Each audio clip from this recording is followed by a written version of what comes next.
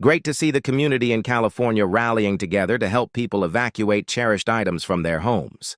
I thought the LA County Sheriff said these helpers would be arrested. It's the teamwork that makes the dream work. You want people to stop with the racist remarks. Then stop with the continued fuel for that fire. No pun intended. Free the knee. As long as it's less than $1,000 should be okay. I believe that's called kinetic shopping. Great term.